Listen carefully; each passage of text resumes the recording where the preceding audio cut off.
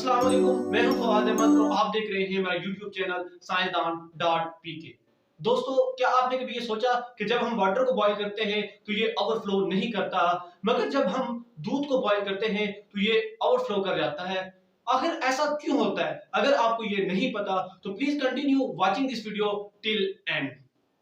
दोस्तों, हम जानते हैं कि हमारे एनवायरनमेंट के अंदर बहुत सारे लिक्विड्स पाए जाते हैं और ये लिक्विड्स सारे के सारे प्योर फॉर्म में नहीं होते, बल्कि इन लिक्विड्स के अंदर इंप्योरिटीज पाई जाती हैं।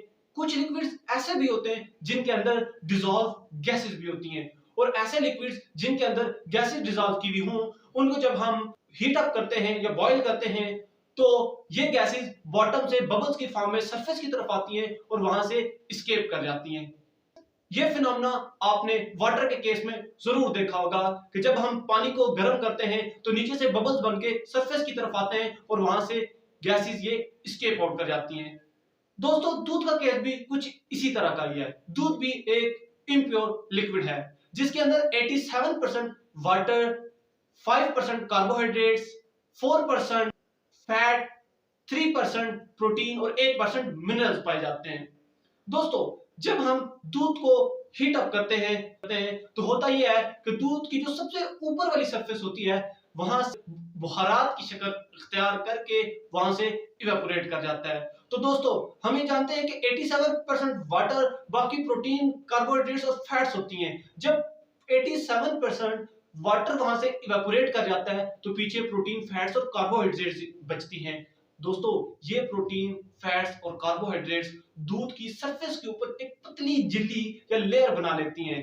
इस लेयर को हम मलाई या क्रीम भी कहते हैं। दोस्तों, अब होता यह है कि जब हम दूध को मजीद हीट अप करते हैं तो इस झिल्ली के बनने की वजह से नीचे से आने वाले वाटर वेपर्स को एस्केप आउट करने का रास्ता नहीं मिलता, वो ब्लॉक हो जाता है। तो दोस्तों, आपने देखा होगा कि दूध उबलने से कुछ देर पहले हमारा जो कंटेनर होता है उसके एजेस पर बुलबुले बन रहे होते हैं, और उसकी वजह यही है कि नीचे से आने वाले वाटर वेपर्स उन एजेस से निकलने की कोशिश कर रहे होते हैं। लेकिन जब हम हीट ज्यादा करते जाते हैं तो होता यह है कि अंदर की तरफ वाटर वेपर प्रेशर इंक्रीज करता जाता है, और ये प्रेशर इस कदर ज्यादा हो जाता है कि ये पूरी फैट की जो लेयर होती है, यानी कि जो मलाई की लेयर ऊपर बनती है, उसको ऊपर उठाना शुरू कर देता है और उसको ऊपर उस वक्त तक उठाता रहता है जब तक ये इन वाटर वेपर्स को इवेपोरेट करने के लिए रास्ता नहीं मिल जाता। और हम ये जानते हैं कि ये लेयर जब टूटेगी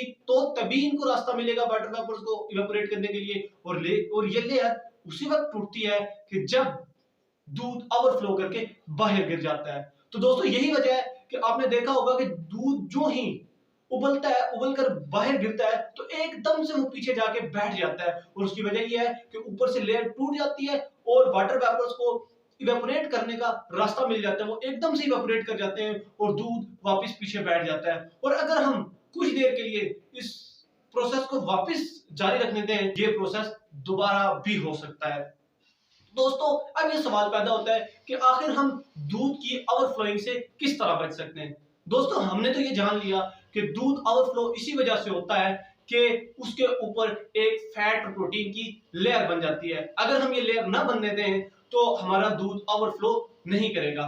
इसका सबसे आसान तरीका यह है कि आप दूध को हिलाते रहें। जब आप दूध को हिलाते रहेंगे तो ये लेयर कभी भी नहीं बनेगी, और जब ये लेयर नहीं बनेगी तो हम जानते हैं कि दूध ओवरफ्लो भी नहीं करेगा। लेकिन अगर हम ये चाहते हैं कि हमें दूध को हिलाना ना पड़े, हिलाए बिना भी हम दूध को ओवरफ्लो करने से किस तरह बचा सकते हैं, तो इसका दूसरा तरीका यह है कि आप जिस कंटेनर या जिस बर्तन के अंदर आप दूध को उबालना चाहते हैं उसकी साइडों पर कुकिंग ऑयल लगा लें। जब आप कुकिंग ऑयल लगाएंगे तो इसकी वजह से भी दूध ओवरफ्लो नहीं करेगा। तीसरा तरीका यह है कि जिस बर्तन के अंदर आप दूध को बॉईल करना चाहते हैं उसके ऊपर वुडन स्टिक रखते हैं, इसकी वजह से भी दूध ओवरफ्लो नहीं करेगा।